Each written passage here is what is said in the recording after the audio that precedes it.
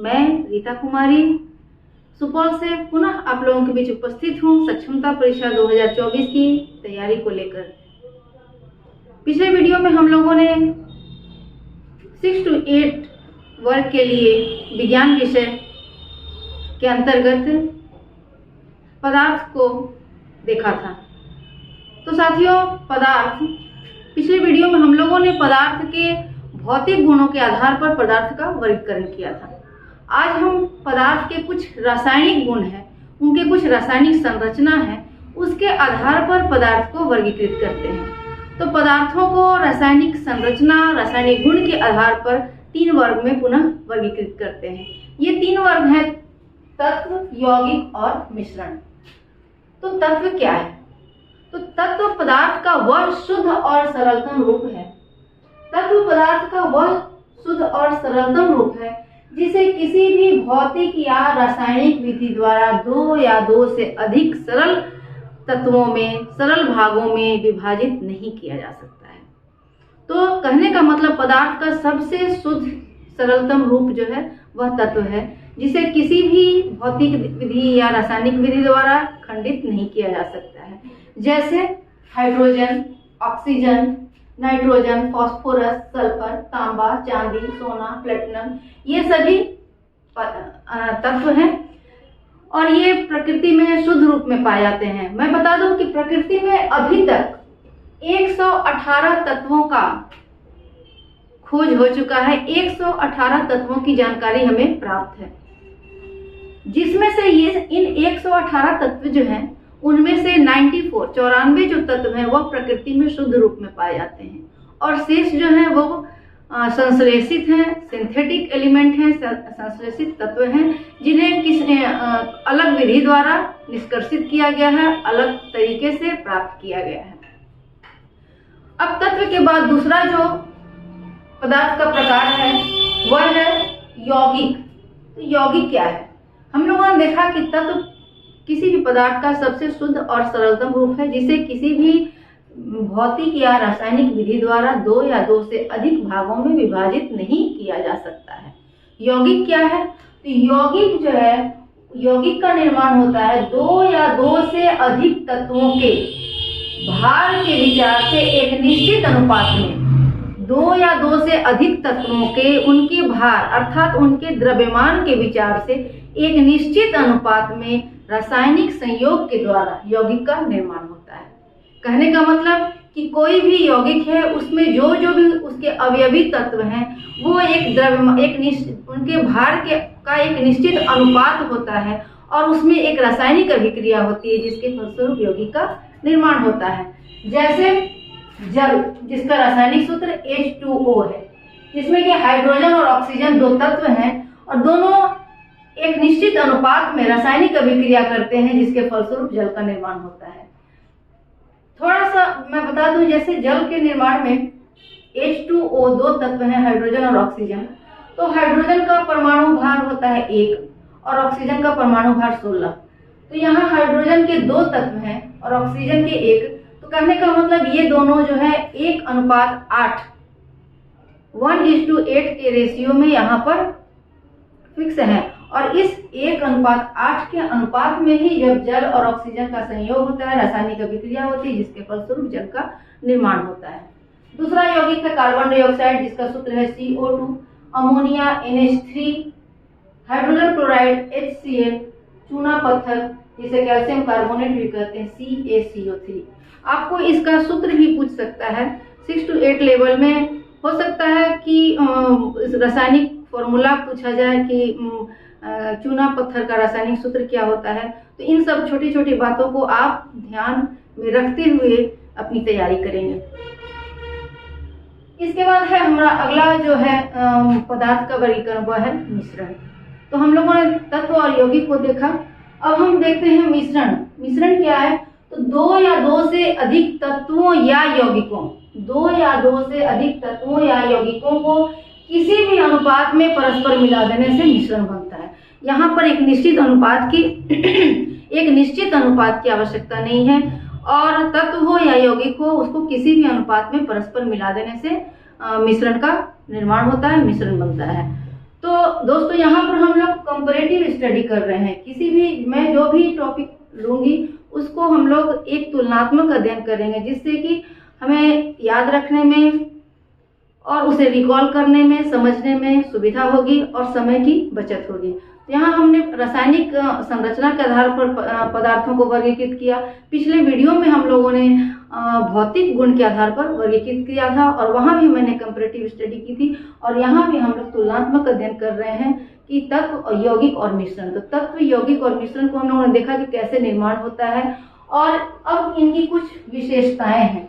तत्व की क्या कुछ खासियत है कि तत्व जो है इनके, ये तत्व प्रायः एक ही प्रकार के परमाणुओं के बने होते हैं। जैसे हाइड्रोजन हुआ या नाइट्रोजन, तो N2 अगर उसके दो परमाणु मिले हुए हैं लेकिन दोनों नाइट्रोजन के ही परमाणु हैं, तो तत्व प्रायः एक ही प्रकार के परमाणुओं से मिलकर बना होता है। और तत्व को किसी भी भौतिक या रासायनिक विधि द्वारा पृथक नहीं किया जा सकता है, विभाजित नहीं किया जा सकता है। आइए यौगिक की कुछ विशेषताओं को देखते हैं। तो यौगिक के अवयवों को भौतिक विधि द्वारा पृथक नहीं किया जा सकता। यौगिक जो है, क्योंकि हम देखें इनमें रासायनिक अभिक्रिया होती है, तो यौगिक में जो जो तत्व मिल करके यौगिक का निर्माण करते हैं उन तत्वों को भौतिक विधि द्वारा पृथक नहीं किया जा सकता, पर रासायनिक अभिक्रिया करके उनके यौगिकों को पृथक किया जा सकता है। जैसे जल जो है, इसकी जो रासायनिक अभिक्रिया कराई जाती है प्रयोगशाला में, तो हाइड्रोजन और ऑक्सीजन को हम पृथक कर सकते हैं। दूसरा जो है यौगिक का गुण है कि यौगिकों के गुण उनके अवयवी तत्वों के गुण से सर्वथा भिन्न होते हैं, हमेशा भिन्न होते हैं। जैसे हाइड्रोजन का अपना एक अलग गुण है, ऑक्सीजन का एक अपना अलग गुण है, लेकिन दोनों में जब रासायनिक अभिक्रिया होती है और जल का निर्माण होता है, तो जल का गुण जो है वह हाइड्रोजन और ऑक्सीजन से बिल्कुल भिन्न होता है। तो यौगिकों के गुण उनके अवयवी तत्वों के गुण से पृथक होते हैं, बिल्कुल भिन्न होते हैं। और यौगिक की विशेषता क्या है? यौगिकों के निर्माण में ऊर्जा का उत्सर्जन या अवशोषण होता है। यौगिक के निर्माण में ऊर्जा की आवश्यकता होती है, या तो ऊर्जा का उत्सर्जन होगा या ऊर्जा का अवशोषण होगा। किसी यौगिक के निर्माण में ऊर्जा का निष्कासन होता है, किसी यौगिक के निर्माण में ऊर्जा का अवशोषण होता है। आइए अब देखते हैं मिश्रण की कुछ विशेषताएं क्या है। मिश्रण की विशेषताएं हैं, अच्छा मिश्रण तो हम लोग देखें कि दो या दो से अधिक तत्वों या यौगिकों को किसी भी अनुपात में परस्पर मिला देते हैं तो एक मिश्रण बनता है।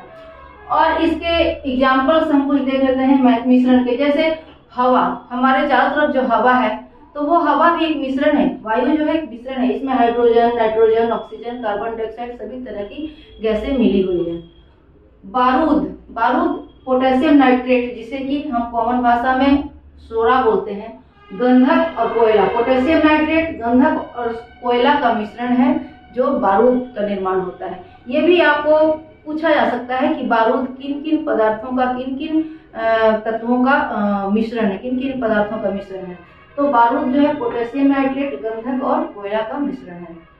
इस्पात जो स्टील है हमारा, स्टील लोहा, कार्बन, निकेल, क्रोमियम, मैग्नीज और वेनेडियम का मिश्रण है। इसके अतिरिक्त बहुत सारे जो हम अपने दैनिक जीवन में यूज करते हैं, उपयोग करते हैं, वे भी बहुत सारे तरह के मिश्रण का प्रयोग करते हैं। जैसे दूध या इंक, स्याही, टिंचर, आयोडीन, ये सब भी मिश्रण के प्रकार हैं। और मिश्रण की कुछ विशेषताएं हैं, जैसे मिश्रण के अवयवों को विभिन्न सरल पृथक्करण विधि, जो आगे की कक्षा में, आगे की वीडियो में हम देखेंगे कि मिश्रण को किन किन विधियों द्वारा पृथक किया जाता है। तो सिंपल पृथक्करण विधि द्वारा इनके अवयवों को पृथक किया जा सकता है, अलग किया जा सकता है। और मिश्रण के निर्माण में न तो ऊर्जा का ह्रास होता है, न तो ऊर्जा का अवशोषण होता है और न ऊर्जा का उत्सर्जन होता है। और मिश्रण के निर्माण में कोई भी रासायनिक अभिक्रिया नहीं होती है।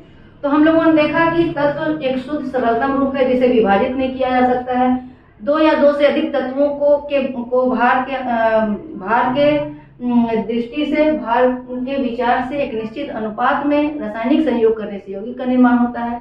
और दो या दो से अधिक तत्वों और यौगिकों को किसी भी अनुपात में मिला देने से मिश्रण का निर्माण होता है। तत्व को किसी भी भौतिक या रासायनिक विधि द्वारा अलग नहीं किया जा सकता है। यौगिक के अवयवों को, यौगिक के तत्वों को भौतिक विधि द्वारा अलग नहीं किया जा सकता है, पर रासायनिक विधि द्वारा अलग किया जा सकता है। और इसके निर्माण में ऊर्जा का अवशोषण होता है, उत्सर्जन होता है।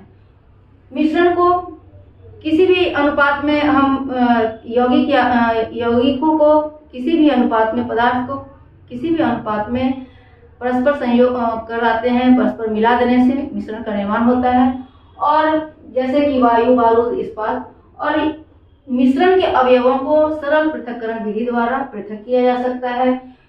मिश्रण के निर्माण में ऊर्जा का उत्सर्जन या अवशोषण नहीं होता है और मिश्रण के निर्माण में किसी तरह की कोई रासायनिक अभिक्रिया नहीं होती है। तो इस तरह से हम लोगों ने पदार्थ का भौतिक गुण के आधार पर वर्गीकरण और रासायनिक उनकी संरचना, रासायनिक गुण के आधार पर वर्गीकरण किया।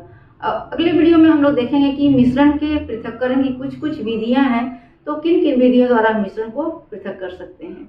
तो दोस्तों, हमारे वीडियो में हम लोग 6 से 8 के लिए विज्ञान विषय की तैयारी कर रहे हैं।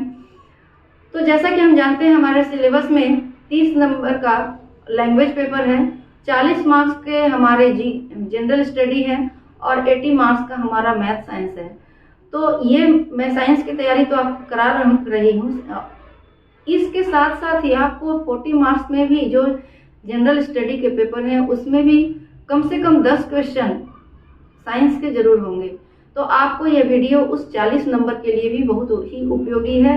अपने बेसिक जो सब्जेक्ट हैं उसके साथ साथ आपके 40 नंबर के लिए भी बहुत ही उपयोगी है। तो आपको हमारा वीडियो कैसा लगता है आप हमारे कमेंट सेक्शन में ज़रूर बताएं, और कुछ सुधार की आवश्यकता है इसमें तो आप ज़रूर हमें कमेंट करें। मैं इससे और भी बेहतर करूंगी, इससे और भी बेहतर वीडियो लाकर आपके सामने प्रस्तुत करूंगी। धन्यवाद।